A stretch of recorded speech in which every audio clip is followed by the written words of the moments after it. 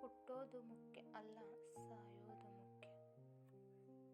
ಹುಟ್ಟು ನಿಮ್ಮ ಬಂಧುಗಳಿಗೆ ಗೊತ್ತಾಗುತ್ತದೆ, ಸಾವು ಈ ಪ್ರಪಂಚಕ್ಕೆ ಗೊತ್ತಾಗಬೇಕು.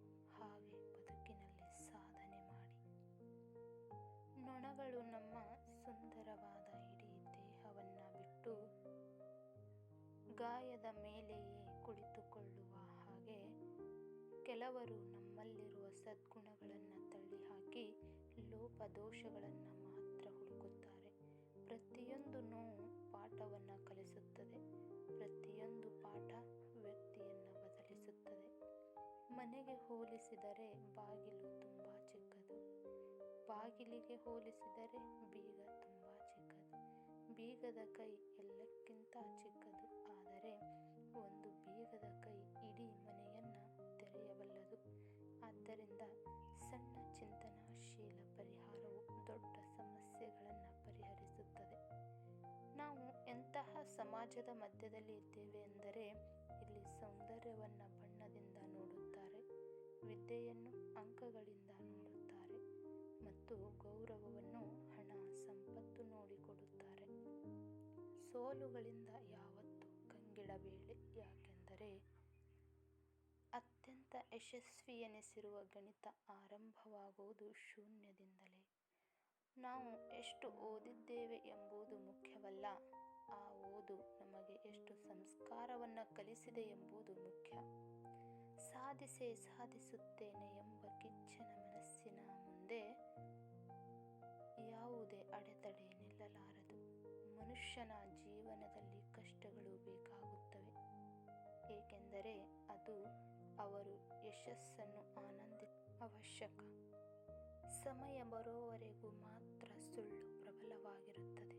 ಸಮಯ ಬಂದ ಮೇಲೆ ಸತ್ಯದ ಪ್ರಭಾವಕ್ಕೆ ಸುಳ್ಳು ಸುಟ್ಟು ಹೋಗುತ್ತದೆ. ಸೌಂದರ್ಯ ಅಡಗಿರುವುದು ಹೃದಯದಲ್ಲಿ, ಮೊಗದಲ್ಲಿ ಅಲ್ಲ. ಇವತ್ತು ನಿನ್ನನ್ನು ಏನು ನೋಯಿಸುತ್ತದೆಯೋ ನಾಳೆ ಅದೇ ನಿನ್ನನ್ನು ಬಲಗೊಳಿಸುತ್ತದೆ. ನೀವು ಕನಸು ಕಾಣಬೇಕಿಲ್ಲ, ನಿಮ್ಮ ಕನಸುಗಳನ್ನು ಸಾಕಾರಗೊಳಿಸಲು ಶ್ರಮಿಸಬೇಕು. ಜೀವನದ ಪ್ರತಿ ಕ್ಷಣವನ್ನು ಬಳಸಿಕೊಂಡು ಉನ್ನತಿಗೆ ಏರಬೇಕು. ಯಶಸ್ಸು ನಿಮ್ಮ ಕೆಲಸವನ್ನು ನಿಶ್ಚಿತವಾಗಿ ಪಡಿಸುತ್ತದೆ, ಆದರೆ ಶ್ರಮದ ಮಾರ್ಗದಲ್ಲಿ ನಡೆ. ಕಠಿಣ ಪರಿಶ್ರಮವೇ ಜೀವನದಲ್ಲಿ ಯಶಸ್ಸು ಸಾಧಿಸಲು ಏಕೈಕ ಮಾರ್ಗವಾಗಿದೆ. ಕನಸು ಕಾಣಿರಿ, ಅದನ್ನು ಹೊತ್ತೊಯ್ಯಲು ಧೈರ್ಯವಿರಲಿ. ಯಶಸ್ಸು ಎಂದರೆ ಬದುಕಿನ ಕಷ್ಟಗಳನ್ನು ಸಹಿಸುವ ಶಕ್ತಿ ಹೊಂದಿರುವುದು.